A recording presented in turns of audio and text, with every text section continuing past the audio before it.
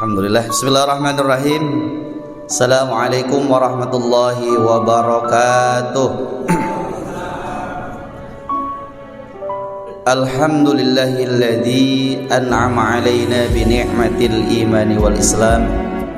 Asyhadu an la ilaha illallah wahdahu la syarika lah. Wa asyhadu anna Muhammadan abduhu wa rasuluhu la nabiyya ba'dah. Allahumma fassalli wa sallim wa barik ala hadzal nabiyil karim salatan wa salaman ala rasulillahi ajma'in. Allahumma rabbi israh li sadri wa yassir li amri wahlul 'uqdatam min lisani yafqahu qawli. Subhanaka la ilma lana illa ma 'allamtana innaka antal alimul hakim. Allahumma rzuqna fahman nabiyyin wa hifzal mursalin wa ilhamal malaikatil muqarrabin. Shadaqallahul azim wa sadaqa rasuluhun nabiyul habibul karim wa nahnu ala dzalika minasyahidin wasyakirin walhamdulillahi rabbil alamin. Hadratul mukarram wal muhtaram para alim ulama, para hujjaj, tokoh masyarakat, para jamaah sekalian yang besar ataupun yang kecil, jamaah-jamaah, bapak-bapak sekalian dan juga ibu-ibu sekalian yang dirahmati oleh Allah Subhanahu wa taala. Alhamdulillahirabbil alamin, kita bersyukur kepada Allah Subhanahu wa taala pada kesempatan pagi hari ini Allah masih memberikan kita kesehatan, Allah masih memberikan kita kekuatan untuk bersama-sama melaksanakan kewajiban kita kepada Allah Subhanahu wa taala, yaitu melaksanakan salat subuh berjamaah.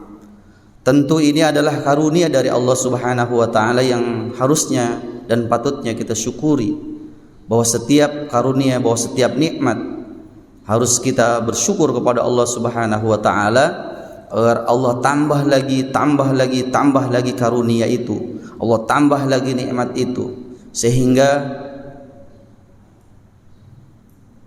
kita sebagai hamba Allah merasa begitu bahagia hidup di alam dunia dan menyongsong kebahagiaan hidup nanti yang kekal di alam akhirat. Karena bersyukur kepada Allah Subhanahu wa taala adalah satu kewajiban buat kita sebagai seorang hamba kepada Tuhannya, kepada Allah Subhanahu wa taala. Maka dengan banyak mengucapkan alhamdulillahirabbil alamin, maka mudah-mudahan itulah kalimat yang senantiasa kita ucapkan pada saat kita bangun tidur.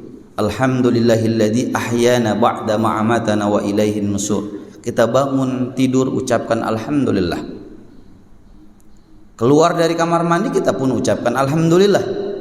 Jadi setiap kali setelah melaksanakan satu kegiatan yang itu betul-betul nikmat, setelah makan kita ucapkan alhamdulillah, setelah minum kita ucapkan alhamdulillah. Itulah tanda syukur sebagai seorang hamba kepada Tuhannya, yaitu Allah Subhanahu wa taala. Mudah-mudahan kita termasuk hamba-hamba Allah yang bersyukur atas segala macam karunia yang Allah berikan kepada kita.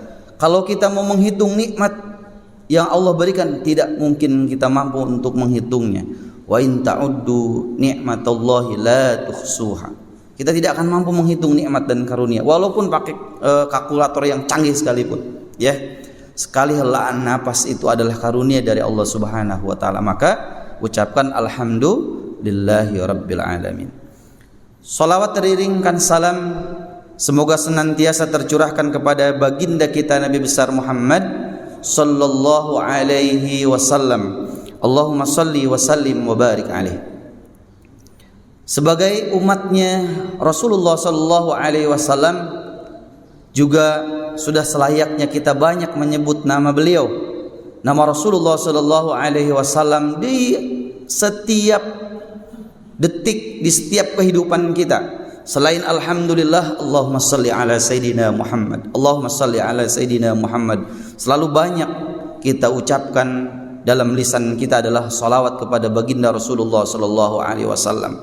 Karena pada saat kita mengucapkan asyhadu an la ilaha illallah wa asyhadu anna Muhammadar Rasulullah, itulah persaksian kita kepada Allah dan kepada Rasulullah sallallahu alaihi wasallam. Maka mudah-mudahan dengan wasilah, dengan jalan kita mengucapkan Allahumma shalli ala sayyidina Muhammad, Sehingga nanti pada saat Rasulullah memanggil ummati, ummati, ummati, kita bersama-sama, ya kita bersama-sama berbondong-bondong, ya Rasulullah, ya Rasulullah. Maka perbanyak mengucapkan Allahumma salli ala Sayyidina Muhammad. Sederhana, tidak membutuhkan waktu yang lama. Tapi kalau sudah terbiasa Allahumma salli ala Sayyidina Muhammad, Allahumma salli ala Sayyidina Muhammad, maka mudah-mudahan dengan itu kita berharap bukan hanya kita yang mengaku umatnya Rasulullah, tapi kita sendiri yang diaku juga oleh Rasulullah sebagai umatnya.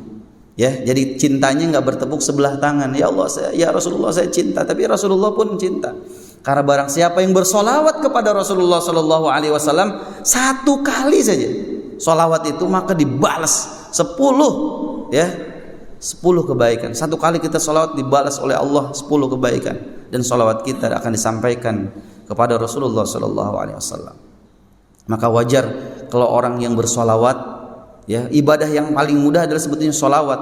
Dia tidak mengenal tempat dan tidak mengenal waktu, ya, kecuali di kamar mandi, ya, di bumi Allah ini. Selagi masih itu tempatnya baik, maka perbanyak solawat. Maka insya Allah itu akan menghantarkan kita mendapatkan syafaatul uzma, atau syafaat yang diidam-idamkan oleh kita sebagai umatnya Rasulullah Sallallahu Alaihi Wasallam. Para jamaah sekalian yang dirahmati oleh Allah Subhanahu Wa Taala, yang tadi disampaikan Mr. Jalu tentang 4 yang baik itu, ternyata masih ada 4 yang baik, ya, atau perkara yang baik itu, 4 perkara yang baik itu ternyata ada lagi yang perkara yang lebih baik. Begitupun sama, perkara yang buruk ternyata ada yang lebih buruk lagi. Kalau nanti ada waktunya, ini insya Allah akan disampaikan juga. Tapi kalau waktunya nggak cukup, minimal yang 4 ini. Kalau Pak Haji Icon kayaknya udah pernah dengar nih materi ini, karena saya juga sampaikan waktu itu di pengajian ibu-ibu, ya. Cuman versinya versi bahasa Sunda. Mudah-mudahan si Pak Icon belum ngerti waktu itu.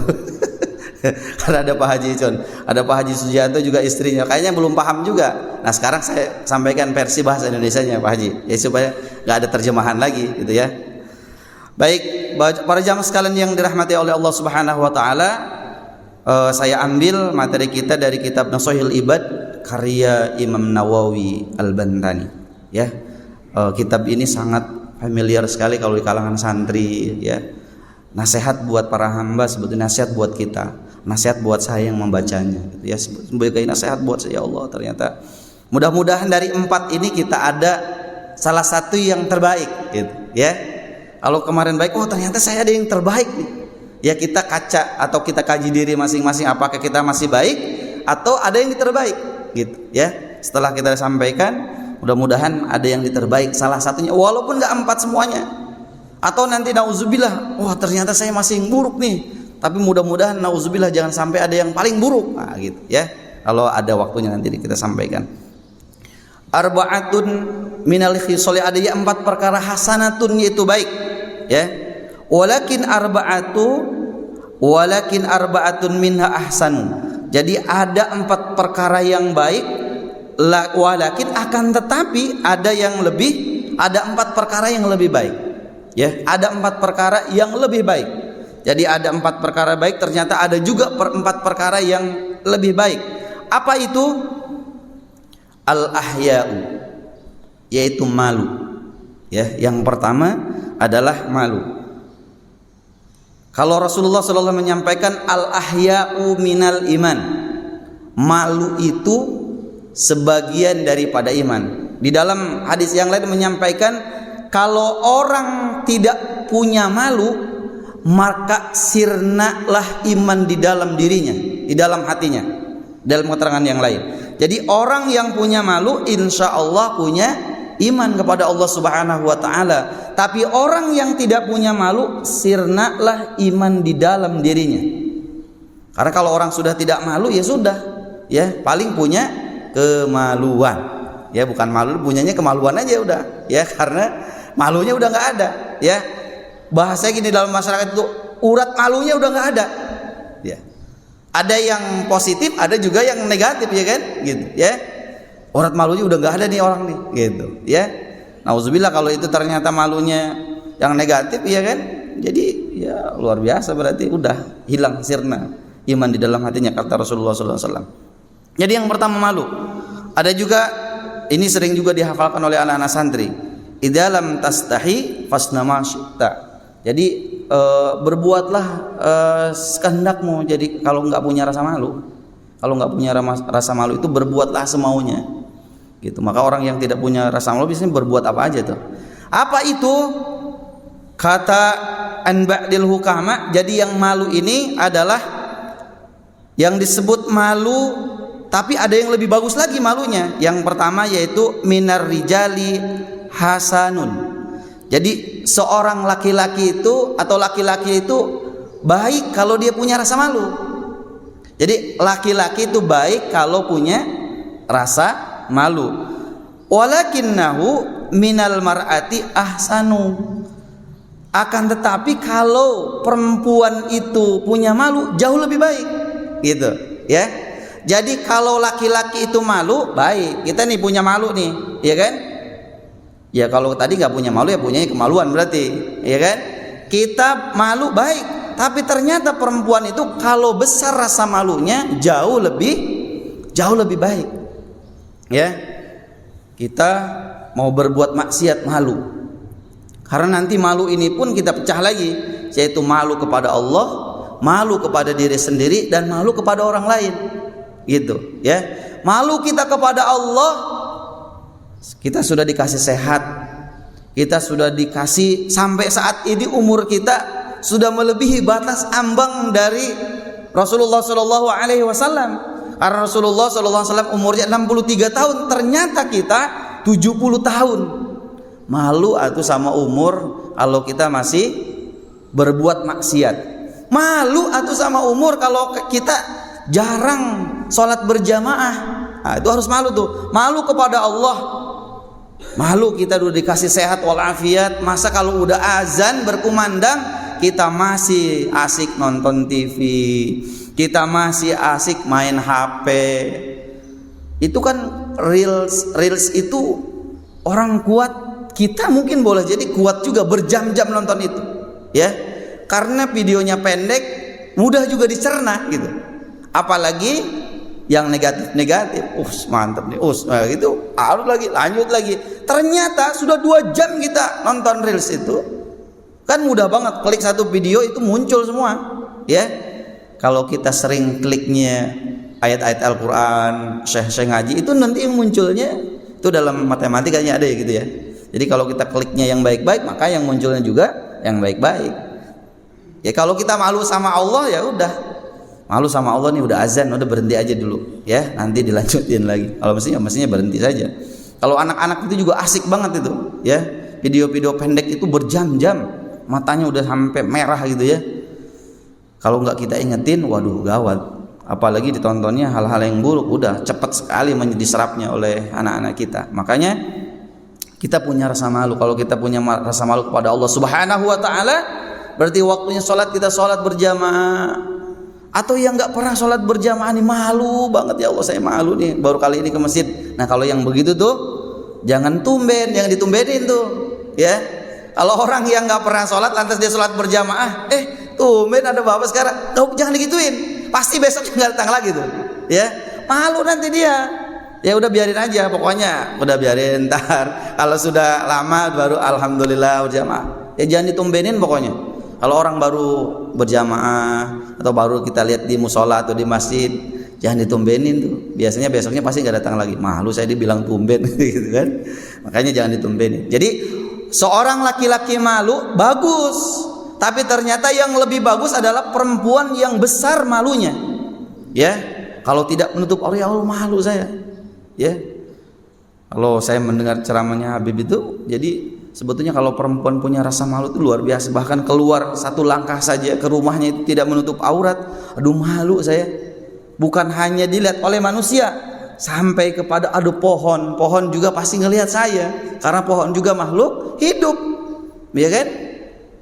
Bahkan kalau perempuan tidak menutup auratnya itu, kalau dia istri, dia akan membawa suaminya ke dalam api neraka. Ya, dia akan membawa ayahnya masuk dalam neraka. Dia akan membawa kakak laki-lakinya masuk ke dalam neraka. Nauzubillah, makanya kita terus ingetin keluarga kita, anak-anak kita, kalau di bawah umur, maksudnya kalau baru remaja yang memang belum balik ya apa-apa ya kan, tapi yang sudah balik wajib menutup aurat. Apalagi tadi perempuan punya rasa malu mau berbuat maksiat, kita sendiri yang laki-laki aja malu, apalagi perempuan, baharnya gitu. Maka kata Allah, laki-laki yang punya rasa malu itu baik, tapi perempuan yang punya rasa malu jauh lebih baik, ya, jauh lebih ahsanu, jauh lebih baik. Kalau hasan itu baik, tapi ahsanu itu loh jauh lebih baik, ya. Makanya kita berharap kepada Allah dan berdoa kepada Allah, mudah-mudahan keluarga kita, terutama istri kita, anak-anak perempuan kita dilindungi oleh Allah Subhanahu wa taala dari perbuatan-perbuatan maksiat, ya kan, dari tidak mau menutup aurat, karena menutup aurat itu perintah dari Allah, bukan perintah dari ustadz, bukan perintah dari kiai, bukan, tapi perintahnya dari Allah. Lihat surah An-Nur, silahkan dilihat tentang menutup aurat, ya. Jadi kita arahkan anak-anak kita yang perempuan untuk selalu menutup aurat. Ya, tadi malu dalam hal negatif, malu dalam hal apapun, insya Allah itu baik, ya, insya Allah baik. Kata Rasulullah, malu itu insya Allah sebagian daripada iman. Jadi yang pertama adalah al-ahya'u malu, ya, malu seorang laki-laki baik, tapi malunya seorang perempuan jauh lebih baik. Yang kedua, ya, yang kedua wal adlu itu adil.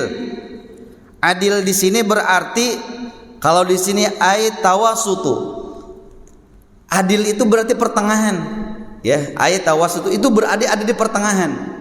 Jadi tinggi banget enggak, rendah banget juga enggak, di pertengahan. Karena di sini bainal ifrati wa tafriti. Jadi di terlalu berlebih juga enggak, terlalu pelit banget juga enggak. Jadi dia berada di tengah-tengah. Jadi al-adl itu adalah pertengahan, ya, pertengahan. Apa itu? Siapa itu yang adil? Min kulli ahadin hasanun, dan setiap orang di antara kita itu adil, itu bagus, ya. Jadi setiap orang di antara kita itu adil, itu bagus. Walakinnahu min umarai ahsanu.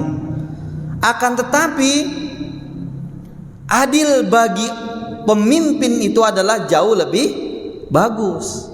Jadi kalau kita masyarakat biasa atau umat biasa, itu bagus kalau kita adil. Akan tetapi walakinnahu minal umarai ahsanu. Kalaulah adil itu dimiliki oleh seorang pemimpin, maka jauh lebih bagus, ya. Masyarakat biasa adil bagus, ya. Makanya pemimpin kita kalau tidak adil, ya udah jurang, neraka jahanam berarti. Makanya kita berdoa kepada Allah Subhanahu wa taala, para pemimpin kita adalah orang-orang yang adil. Para pemimpin kita doakan, ya, baik dari tingkat RT, dari tingkat RW, dari tingkat lurah, dari tingkat camat, bupati atau wali kota, gubernur, sampai kepada presiden, ya, atau para pemimpin kita, para alim ulama, itu mudah-mudahan diberikan keadilan atau diberikan rasa di dalam hatinya itu adil, karena itu jauh lebih bagus ketimbang orang biasa. Orang biasa adil dalam rumah tangga, kita kepala keluarga. Nah, berarti kalau anak kita adil itu baik tuh, istri kita adil baik. Tapi kalau kita sebagai kepalanya adil, itu jauh lebih bagus, ya. Ya, adil itu berarti kan tadi ayat tawassutu, berada di pertengahan. Kalau kita punya anak 5, ya, yang besar, yang di bawahnya terus, nggak mungkin kita ngasih sama, ya. Misalnya uang jajan semuanya 10.000, itu nggak adil, iya kan? Karena kebutuhan kakaknya sama adiknya berbeda. Ya, adil itu berarti pertengahan dan sesuai dengan kondisi yang ada, gitu ya. Kalau tadi kita punya anak 4, yang besarnya udah kuliah, ya, yang kedua masih SMA, yang ketiganya misalnya SMP, yang keempatnya di SD, maka pasti kebutuhan anak kita dari yang 4 ini berbeda.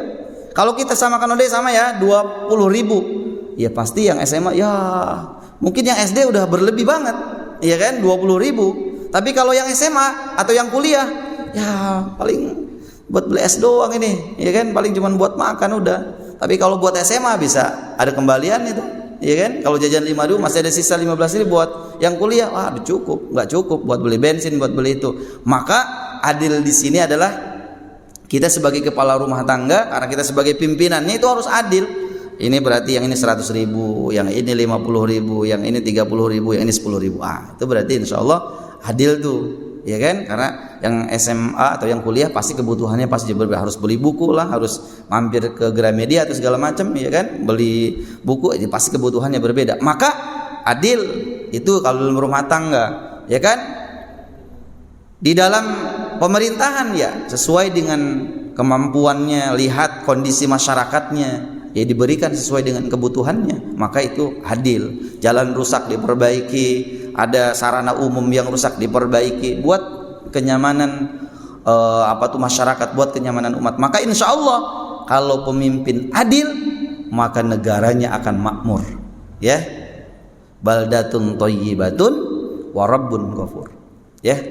Kalau pemimpin kita di Indonesia ini adil, dulu saya ngaji ke Cilongok, Abu Yauci menyampaikan, kalau almarhum Abu Yauci, kalau ini masyarakat kita adil atau pemimpin kita adil nih, benar-benar menyampaikan amanahnya, maka beliau menyampaikan aspal kita itu bukan dari aspal, tapi bisa jadi dari emas.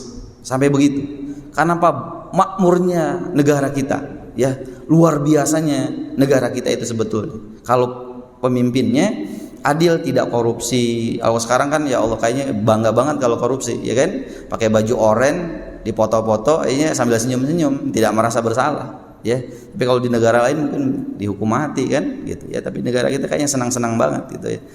Yang masih korupsi atau dimasukin penjara aja masih bisa ngatur, ya, masih bisa ngatur wilayah yang ada di kekuasaannya. Itu kan nauzubillah, ya. Mudah-mudahan berikutnya kita punya pemimpin yang adil, ya. Supaya apa? Negara kita menjadi baldatun thayyibatun wa rabbun ghafur. Kenapa? Karena pemimpinnya adil. Ya, kita berdoa kepada Allah sebagai masyarakat, sebagai umat, kita senantiasa berdoa kepada Allah agar diberikan hidayah para pemimpin kita menjadi pemimpin yang baik, dan sama-sama kita dalam kebaikan, dan negara kita menjadi tadi baldatun thayyibatun wa rabbun ghafur. Jadi masyarakat biasa itu adil, bagus. Yang lebih bagus itu kalau punya pemimpin yang adil, ya. Yang pertama tadi malu, kalau laki-laki malu bagus, ternyata perempuan kalau besar malunya jauh lebih bagus. Yang kedua, kalau masyarakat biasa itu adil, maka kalau pemimpinnya adil jauh lebih bagus. Yang ketiga, ya, yang ketiga ini adalah wat taubat, ya, taubat, ya. Taubat itu ai ar-ruju'u ilallah ta'ala. Jadi taubat itu kan ada taubat sambal, ada taubatan nasuha. Nah, taubat sambal itu ya udah tahu salah, udah bertobat, melakukan lagi. Jadi taubatnya seorang orang tua, jadi minasyaikhi hasanatun minasyaikhi hasanatun, taubatnya orang tua itu bagus. Jadi orang tua yang umurnya sudah sepuh lantas dia bertobat, itu bagus, kata kata ba'dil hukama, itu bagus. Kalau orang tua bertobat kepada Allah Subhanahu wa taala, melihat umurnya yang memang sudah tidak muda lagi, dia bertobat minta ampun kepada Allah Subhanahu wa taala, itu bagus. Walakinnaha minasyababi ahsanu, akan tetapi tobatnya anak muda itu jauh lebih bagus, ya. Kalau ada anak muda, kalau ada orang tua duduk di barisan pertama itu saat sholat kayaknya lumrah saja, wajar saja, ya. Jadi biasa gitu. Tapi kalau ada anak muda, sebelum azan dia sudah ada di masjid, dia baca sholawatan, kayaknya keren banget gitu. Sama dengan juga dalam ibadah kepada Allah Subhanahu wa taala, zikir, tahlil, kayaknya kalau anak muda itu bisa mimpin tahlil, zikir, kayaknya keren banget. Kalau orang tua ya biasa. Jadi taubat itu kalau orang tua taubat ya biasa, ya. Itu bagus, memang mestinya gitu. Orang tua rajin ke masjid wajar, bagus. Tapi kalau anak muda rajin ke masjid itu jauh lebih bagus ternyata. Jauh lebih keren, jauh lebih hebat.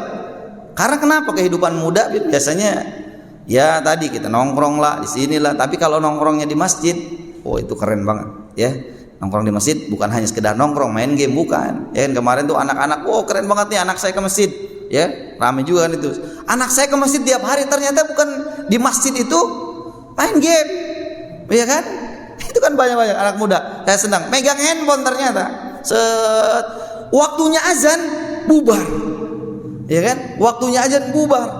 Entah kemana dia. Tapi setelah azan, kalau rapi azan bukannya ke masjid itu ngumpul, ini sudah ditegur sama batu takmir juga sama pengurus. Ya kan? Ada yang begitu.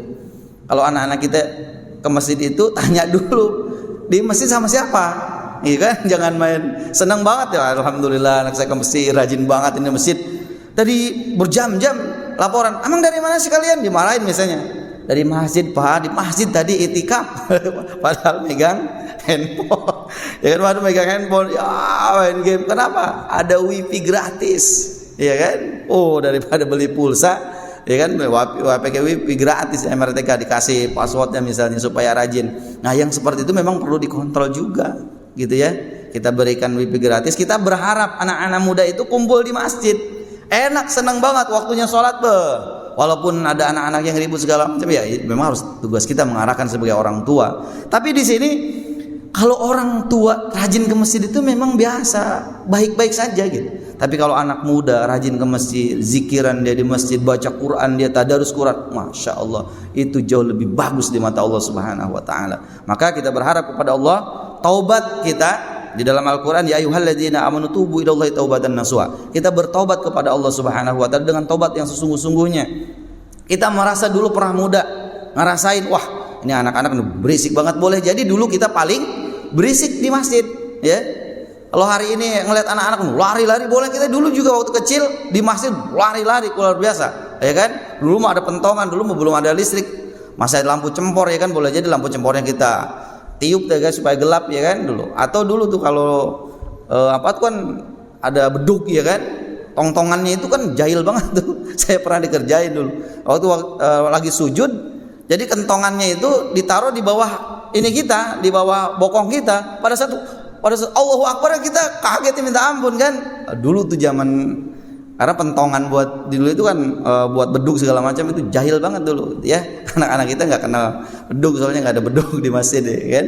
Kalau ada beduk kayaknya seru juga ya, maksudnya yang bagus ya. Ada pentongan dulu kan nggak pakai, belum ada speaker juga ya, karena memang teknologi kan belum canggih gitu ya. Jadi kalau dengar beduk, wah berarti sudah masuk waktu maghrib, sudah masuk waktu isya, sudah masuk waktu subuh ya kan.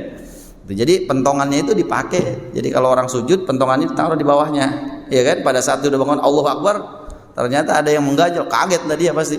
Oh ya kan, itu kerjaan dulu anak-anak kita, ya. Nah hari ini juga banyak, mudah-mudahan anak-anak kita rajin ke masjid, rajin ke musola. Mudah-mudahan memang tadi ibadah. Kalaupun tadi dengan berbagai macam dakwahnya bisa wifi gratis, tapi tetap harus diarahkan karena banyak konten-konten yang tidak mendidik. Yang luar biasa itu menjadi cobaan dan tantangan buat anak-anak itu untuk menyaring hal-hal yang buruk tadi. Karena kalau ini terus disaring, mudah-mudahan makin baik nanti ya. Anak-anak kita paham teknologi juga, konten-kontennya juga positif, yang bagus-bagus. Maka kalau yang sering bikin konten yang baik-baik supaya dilihat sama orang juga jadi ibadah nanti ya. Jadi yang ketiga adalah taubat. Taubatnya orang tua, taubatnya orang sudah dewasa itu adalah baik, tapi taubatnya seorang pemuda jauh lebih bagus ya. Taubatnya alim ya hebat, bagus, tapi taubatnya orang yang berbuat maksiat jauh lebih bagus. Ya kita mendengar kisah luar biasa, orang yang membunuh 99 orang ya. Dia tanya ke sini, waduh masuk neraka nih, ya kan? Tidak merasa mendapatkan jawaban, maka dia bunuh orang yang alim tadi itu karena tidak sesuai dengan jawaban sampai genap 100. Tapi pada saat dia datang ke orang alim bahwa Allah itu Ghafurur Rahim, Allah itu Maha Pengampun lagi Maha Penyayang. Siapapun yang berbuat maksiat, siapapun yang berbuat aniaya, siapapun yang berbuat kemungkaran, lantas dia datang kepada Allah Subhanahu wa Ta'ala, dia merendahkan dirinya, dia merendahkan hatinya, hanya minta kepada Allah Subhanahu wa Ta'ala, boleh jadi itu yang diterima oleh Allah Subhanahu wa Ta'ala. Sehingga apa? pada saat tobat kita diterima, mudah-mudahan di akhir hayat kita, di akhir kehidupan kita husnul khatimah. Sebagaimana doa yang sering kita baca, Allahumma inna nas'aluka min husnil khatimah. Kita minta kepada Allah agar kita meninggal dalam keadaan husnul khatimah, gitu ya. Jadi kita bertobat kepada Allah Subhanahu wa taala. Bagi orang tua itu baik, namun bagi anak pemuda, bagi orang-orang yang senantiasa perbuatan maksiat, maka insya Allah itu jauh lebih bagus. Atau dulu kita sekarang ya Allah merasakan betapa luar biasanya, ya. Waktu muda kita kemana-mana segala macam kita cobain. Nah sekarang saatnya kita bertobat kepada Allah Subhanahu wa taala, kembali kepada Allah Subhanahu wa taala. Yang pertama pastinya sholat tobat dulu, ya. Mandi hadas besar, kita tobat kepada Allah Subhanahu wa taala. Usolli sunnatan taubati rakaataini mustaqbilal kiblati, Allahu akbar. Kita minta kepada Allah, kita bertobat kepada Allah, mudah-mudahan tubu ilallahi taubatan nasuha, dengan tobat yang sesungguhnya. Yang keempat yaitu, kalau tadi adalah berarti taubat orang dewasa itu atau orang tua, seorang yang sudah lanjut itu bagus, dan pemuda itu jauh lebih bagus.